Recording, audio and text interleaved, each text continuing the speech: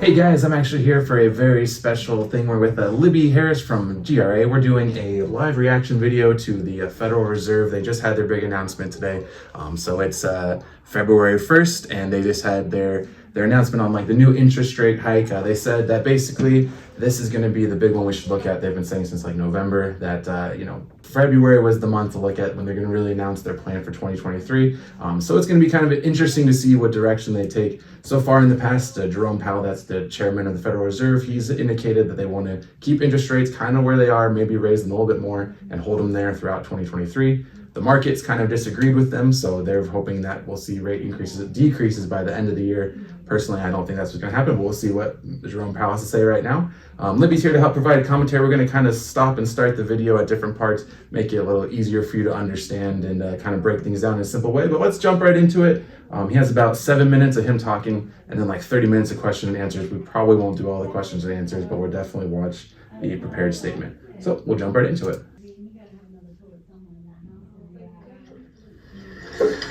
Good afternoon and welcome. My colleagues and I understand the hardship that high inflation is causing, and we are strongly committed to bringing inflation back down to our 2% goal. Over the past year, we've taken forceful actions to tighten the stance of monetary policy. We've covered a lot of ground, and the full effects of our rapid tightening so far are yet to be felt. Even so, we have more work to do. Price stability is the responsibility of the Federal Reserve and serves as the bedrock of our economy. Without price stability, the economy does not work for anyone. In particular, without price stability, we will not achieve a sustained period of labor market conditions that benefit all. Today, the FOMC raised our policy interest rate by 25 basis points. We continue to anticipate that ongoing increases will be appropriate in order to attain a stance of monetary policy that is sufficiently restrictive to return inflation to 2% over time. In addition, we are continuing the process of significantly reducing the size of our balance sheet. Restoring price stability will likely require maintaining a restrictive stance for some time. I will have more to say about today's monetary policy actions after briefly reviewing economic developments. So I think that has a very important point there. So obviously the quarter point increase, I think, is not as bad as people were expecting. I heard a lot of people talking about like half a point. Did you hear kind of that same type of thing? Yeah, so, but obviously it continued to increase. What are your thoughts on that? Like, how does that impact the interest rate markets long term for the year, all that good stuff? The fact that we're only at a quarter hike, I think that's good. I think that the markets were really panicking with the larger rate hikes, and the market response to that is definitely not good for interest rates. It'll be interesting to see how the markets respond to the quarter point increase. Will they continue throughout 2023? I think so. I think it's helpful and it's optimistic that we're down to a quarter increase now instead of the 0.5%. It's much less aggressive. No, and I think that's a good point you're making there. Like I think it showed that the worst of it's behind us, yes, but they don't feel like it's 100% under control yet. And I think what he just made a point there is like their mandate is price stability right now. Normally the Fed mandate is low unemployment and price stability, but they've kind of got rid of that second thing they're targeting. They're not worrying about unemployment as much, and they're just purely targeting inflation, which I think people are going to suffer from, but at the end of the day, I personally think it's a wise move. It's not what people want, but that's maybe what we need right now. I'm really happy that they've toned down their stance. Well, not so much stance, but that they've toned things down because that 0.5%, started out with 0.75%. Exactly. Down to 0.5%. Now we're down to a quarter, so it feels like we can breathe a little. There's light at the end of the tunnel. That's for sure. I think those quarter point moves is like normal Fed moves, like throughout history. These other ones have been pretty big jumps there. But one thing that you pay attention to what he's saying there is like he's going to hold. They plan to hold this throughout the year, and I think that's the one thing the market's still disagreeing on. But they say don't fight the Fed, right? That's always the saying there. So let's get it going again. The U.S. economy slowed significantly last year, with real GDP rising at a below-trend pace of 1%. Recent indicators point to modest growth of spending and production this quarter. Consumer spending appears to be expanding at a subdued pace, in part reflecting tighter financial conditions over the past year. Activity in the housing sector continues to weaken, largely reflecting higher mortgage rates. Higher interest rates and slower output growth also appear to be weighing on business fixed investment. Despite the slowdown in growth, the labor market remains extremely tight, with the unemployment rate at a 50-year low, job vacancies still very high, and wage growth elevated. One thing I'm a little bit curious about with that though is does his stats include all the layoffs that have happened like the last month or so? Because I feel like specifically in big tech industries and medical fields, like there's been pretty big layoffs across the board. Right. I don't know what the numbers are to those, but That's a great question. yeah. But I'm also curious because I've been seeing the headlines about the mass layoffs and job cuts. which, I mean, that's their goal at the end of the day. So maybe that's the exact amount that we need. But I'm curious just how they factor all that in. But Gains have been robust, with employment rising by an average of 247,000 jobs per month over the last 3 months. there's lots of people hiring too. Although the pace of job gains has slowed over the course of the past year and nominal wage growth has shown some signs of easing, the labor market continues to be out of balance. Labor demand substantially exceeds the supply of available workers, and the labor force participation rate has changed little from a year ago. So I think what they're trying to say there basically is that there's a lot of people that are not entering the workforce, and that's a problem for them, and they don't understand why. Right. And I don't know if they're trying to make people desperate into going back to work or not, but it kind of feels like that's what he was, that's what he says when he said that to me, but I don't know. That's how I read it, at least. No, that makes sense. The participation rate is something that I don't know, we've all kind of wondered about for a while. Like, Right. why aren't people returning to work? I suspect it has to do with more remote work that is not being counted in there. Like if you DoorDash, for instance, does that count as being in the thing? Or if you have like an online gig and you're doing freelance work, you're making $100,000 doing YouTube videos, right? It's true. I mean, don't know. yeah. It's one of those things. I think that this how you count things matters sometimes as much as what you're counting. So Inflation remains well above our longer run goal of 2%. Over the 12 months ending in December, total PCE prices rose 5.0%. Excluding the volatile food and energy categories, core PCE prices rose 4.4%.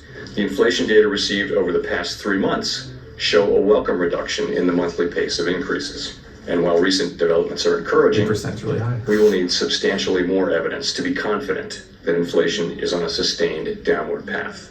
Despite elevated inflation, longer-term inflation expectations appear to remain well anchored, as reflected in a broad range of surveys of households, businesses, and forecasters, as well as measures from financial markets. That's good. But that's not grounds for complacency. Although inflation has moderated recently, it remains too high. The longer the current bout of high inflation continues, the greater the chance that expectations of higher inflation will become entrenched. The Fed's monetary policy actions are guided by our... I feel like that's a really important point right there, right? Like the entrenched mindset. I don't know about you, but I feel like last year I personally felt the inflation because I have a couple of businesses where we're buying lots of things and like a 6 or 7% increase. Like I saw that, but I think the average person's like, oh, eggs went from $2 to $2.20 or whatever it is, but now they're up to like $4, right? There's that big jump I think people are really starting to feel now. But I don't think it was necessarily the case the last year unless you were like really paying attention to the market. So I'm curious how much of that inflation is just like a lag and how much of it is like what people can expect going forward. I'm not sure. I can tell you that I felt it toward the end of last year. I think we may have talked about it or I may have mentioned it in the office, but I felt like my grocery cart was getting more and more expensive and I wasn't getting nearly as much for $100 as I would have before. That's definitely true. And then one thing I think is interesting, like the inflation they talk about here is core inflation, right? So that excludes like food, energy, and house prices, I believe. Right. I might have to double check that one, but I know it like excludes definitely food and energy prices. So it's like those things that normal people like you and I are having every day is not counted in that number. So like that 7 or 8% that's improving, the actual inflation rate for the products could be much higher than that. So I don't know. Yeah. But either way, it's good to hear that it's easing. Yes. I think it's, I read somewhere like they're expecting to be like in the 7s. So it's not like it's going from like 8 to 3, but it's just a in the right direction type of situation. Our mandate to promote maximum employment and stable prices for the American people. My colleagues and I are acutely aware that high inflation imposes significant hardship as it erodes purchasing power, especially for those least able to meet the higher costs of essentials like food, housing, and transportation. Look at that, transportation. We are highly attentive to the risks that inflation poses to both sides of our mandate, and we are strongly committed to returning inflation to our 2% objective. At today's meeting, the committee raised the target range for the federal funds rate by 25 basis points, bringing the target range to 4.5% to 4.75%. and we are continuing the process of significantly reducing the size of our balance sheet. With today's action, we have raised interest rates by 4.5 percentage points over the past year. That's insane. We continue to anticipate that ongoing increases in the target range for the federal funds rate will be appropriate in order to attain a stance of monetary policy that is sufficiently restrictive to return inflation to 2% over time. So like there to me, he's just saying point blank, we've raised the rates a lot. Fortunately, we're going to keep doing it. Yep. And not necessarily at the aggressive rate we were doing, but I don't know. I think I've read that their new target rate is right around like 5.5%. Have you been reading that as well? Or I don't know that I've read that, but I know that I've read that they don't plan on stopping the increases throughout 2023 and probably not slowing things down until 2024. Is that what? that's basically what I've been saying as well. So that makes sense. And if they do like 2 more quarter point increases, that put them right around that 5 margin. Right. Yeah, that makes sense. So usually if like the federal funds rate is at 5%. The interest rates are typically going to be like what, 2 to is there a, obviously it changes, there's a market to it, but is it like a 2 or 3 point jump, or are you sometimes Difference between mortgage rates and the federal funds rate? Correct. I wish I could answer that. No worries. I know that mortgage rates are driven based on what's going on in the bond market. They tend to follow the yield as far as increases and decreases. They follow the yield on the 10-year treasury note. Okay. But there are so many factors that influence the bond market and what happens there. Being tied to the 10-year treasury obviously is what really happens there, I guess. So this is, I think they're all related, but they're not necessarily directly related. Right, but it's a common misconception that mortgage rates follow, or every time the Fed hikes rates, mortgage rates are going to go up. Right. Those can be indirectly related. Well, they are related, but very indirectly related. Well, I mean, I think in January, I think they raised the rate and then they went down or something. If I'm recalling correctly, like what happened last month. So there are weird situations where that can happen. And even yesterday's rate update, there was a lot of excitement in the market, obviously, as people were watching the press conference.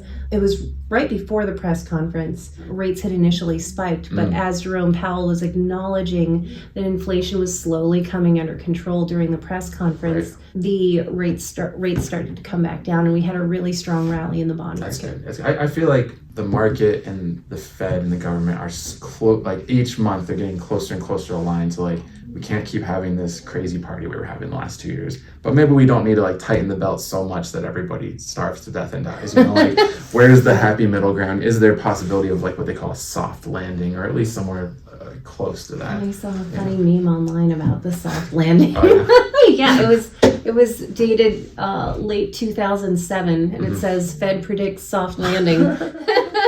And I think we know what happened there. They can't break the future. They can only help influence it a little bit, I guess. So. All right, back to the video. We are seeing the effects of our policy actions on demand in the most interest-sensitive sectors of the economy, particularly housing. It will take time, however, for the full effects of monetary restraint to be realized, especially on inflation. I guess on that point, though, right? Like in our industry, we are definitely we are a very interest-sensitive industry. And I feel like they're going to do something just to help our industry. But I think it's important to recognize like this is a macro thing impacting the whole United States, and like housing is a major component of it. But I feel like he's acknowledging that if they need to sacrifice housing a little bit, like it's not off the table that they could do something more extreme again, which is, not good. But like if they feel like we're in a bubble, and I think some markets definitely were in a bubble, especially on the West Coast. Like, maybe it made sense to pop it that way and do what they did. Well, and it wasn't sustainable No. at all. I mean, we love the 2s and the 3s and the interest rates, but what that did to the housing market. Right. Houses selling in 4 hours is not normal. Even them selling in 3 weeks is still fast historically, right? Right. And it's almost like, when's it going to slow down? When's it going to... we don't want to put the brakes on it and come to a screeching halt because, well, that would be a mess. But that's kind of what happened last year. And it didn't come to a screeching halt, but it sure did slow down. And it kind of slammed the brakes. I do think it was almost needed last year. Like where we're at right now, I feel it's like close to where it should be. So we'll see. We'll see where they figure out. In light of the cumulative tightening of monetary policy and the lags with which monetary policy affects economic activity and inflation, the committee decided to raise interest rates by 25 basis points today, continuing the step down from last year's rapid pace of increases. Shifting to a slower pace will better allow the committee to assess the economy's progress toward our goals as we determine the extent of future increases that will be required to attain a sufficiently restrictive stance. We will continue to make our decisions meeting by meeting, taking into account the totality of incoming data and their implications for the outlook for economic activity and inflation. We have been taking forceful steps to moderate demand so that it comes into better alignment with supply. Our overarching focus is using our tools to bring inflation back down to our 2% goal and to keep longer-term inflation expectations well anchored. Reducing inflation is likely to require a period of below-trend growth and some softening of labor market conditions. So that means more people unemployed and you get less stuff. And below trend growth and softening of labor markets, just throwing it out there. This is the great. Jargon speak. We need, please break it down. Price stability is essential to set the stage for achieving maximum employment and stable prices over the longer run. The historical record cautions strongly against prematurely loosening policy. We will stay the course until the job is done. To conclude, we understand that our actions affect communities, families, and businesses across the country. Everything we do is in service to our public mission. We at the Fed will do everything we can to achieve our maximum employment and price stability goals. Thank you, and I look forward to your questions. You mentioned the historical record there, and I think we talked about a little bit as in the 1980s, like a very similar thing happened. And they had, from how I understand, I'm an expert on this, but they had out of control inflation. They thought they got it under control, and then they took the gas or the foot off the brake, and then it just spiked and got way worse, and it's sustained for years after that. So I think Jerome Powell's looking at that specifically and going, I don't want the 80s to re-happen again, so I rather overcorrect than undercorrect. So, but anyway, what thoughts do you have that listening to his statement in general? I can appreciate it. I'm sure there are some people groaning about the rate hikes, but to your point, they don't want to take their foot off the brake too quickly. I kind of look at it like inflation was a fire raging out of control. You don't want to stop putting out the fire too soon, right. Or call off too many firemen too soon, because you really want to make sure you get that out of control and it doesn't start raging again. No, that makes sense, because sometimes it could just come back even worse. You have all to use your metaphor, all the wood that you saved, once it dries back out, but you have a bunch of wood you need to clean up still, right? So you gotta get it under control, make sure it's or a controlled burn, however you're gonna do it. But, so I think I respect Jerome Powell, like I mentioned earlier. It's important to recognize, despite the name, despite what you believe, they are not part of the federal government, right? They're an independent, privately owned, technically, central bank that works with the American government, so they don't have the same political pressures that an elected official does, which obviously I think they were pressured during the COVID time, and I think they're now saying we're refusing to be pressured, but I don't know, we'll see. I'm not that into the political side of it, so maybe I'm not paying attention well to that. I would say that there are many that disagree with how the Fed handled things during COVID and even after COVID. Yes. And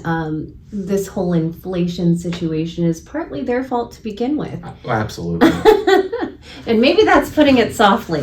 I would say they are a direct contributor to it personally, but I also think they acknowledge that, and it's like, you can be angry about it, but it's like they also have to be the ones. Did they acknowledge it though? That's okay. Who does it help if they acknowledged it? Exactly. It's the transitory inflation. Yes, they acknowledged that it wasn't transitory, just a little too late. Yeah, like a year. Yeah. But that's all right. I don't know. I agree. They definitely messed up from 2020 to 2020, mid 22. But I feel like they've been doing the right thing at a pace that's unreasonably quick to kind of catch up for that time. Yes. But at the same time, maybe that's what's required. And so if we go back to the building on fire metaphor, all the residents were calling the fire department and saying, "Hey, the building's on fire. I smell smoke. Oh, hey, look, there's flames licking out their window." Don't worry, they're transitory flames. That's right. They'll move on their own. Oh, don't worry. Somebody's got a fire extinguisher. They'll be fine. Not to say they're our only hope, obviously. I feel like the markets sort themselves out over time as well. But the markets are also guilty of, when the going gets good, they party and they go into their maximum, Guilty. So it's like one of those things that has to be a balance. But I don't know. I feel like we're moving in that better direction. I personally feel like the sentiment in the air has changed dramatically from even December to February here. And it feels like people are more used to things. They're comfortable with where the market's at or getting comfortable with it. Yeah. Again, I don't know. Have you kind of felt that same way? I do. We've seen a lot of attrition in the real estate and the mortgage market. People are dropping out. Actually, let me not make it about the real estate and the mortgage market. But then there are those of us who are still here. It is what it is, We're making the best of it. Right. And I don't really feel like it's going to get much worse. It can only get better from here, right? I mean, not only, but I mean, there's always the chance for tragedy. But I feel like that percentage gets smaller every day. Like, I feel like the public sentiment of things is important. And just when I go to show houses to people, just the conversations have changed so much. Like, it was always about interest rates, the market's crazy, and now it's just like, let's find. They're more focused on the houses they want. They feel the negotiation there. So I don't know. I feel like it's starting to get. It was here, and it's getting closer to that alignment. Maybe it did a little this metric, and we have to go like this, but I definitely don't think it's where it was before. No. You know what I mean? Yeah. So I don't know. It feels like it's picking up again, specifically the last 3 weeks. This is the back half of January, but I don't know. And we actually have seen an increase in mortgage applications. Sorry, I keep making it about mortgages, No, but please do. That's my thing. That's why you're here. The MBA has reported an increase in mortgage applications and activity. So, yeah, I think the market was kind of afraid not just the market, mortgage professionals and realtors too. Yes. Yeah, when rates started spiking at the beginning of last year, and there are a number of reasons for that. I don't know if others outside of the mortgage industry understand what happened when the Fed, during COVID, they stepped in and they pumped a lot of money into the bond market, and that really helped interest rates, and it really helped the real estate market. Right. Throughout 2022, they started tapering their assistance and then emptying their balance sheet, and that's something that gets overlooked. And he mentioned a couple of times that they're raising rates and reducing their balance sheet, and quantitative easing is what they call it a lot of times. And so that wasn't easy. So that's when they pick up this stuff. It's called quantitative easing, when they basically buy bad assets from banks, right? And help move their books. I see. And so I think what's happening now is they're dumping all those, not dumping them, but they're selling them, right? So it's putting more inventory on the market. At the same time, the cost of money is going up. And that's kind of like their hidden lever that people that aren't really in the know wouldn't understand that, but they're moving tons of money on these balance sheets too. Right. So and it was kind of a double whammy. Yeah. But yeah, after that transition, if we will, I think the worst of it is behind us. Yeah.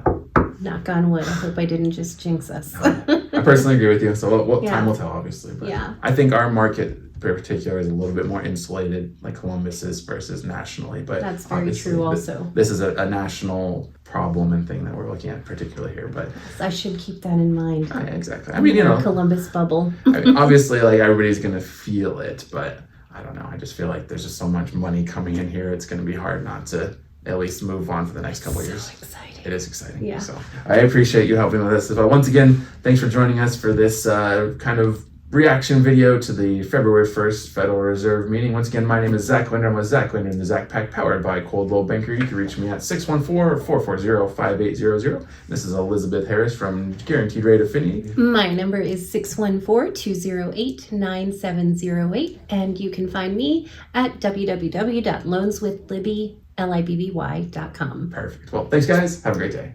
Thanks for making it through the video. Zack Linder here from Zack Linder and the Zack Pack, powered by Coldwell Banker. Make sure to like, comment, and subscribe. It does support our channel. We really appreciate it. And check out one of these other videos while you're here. Have a great day.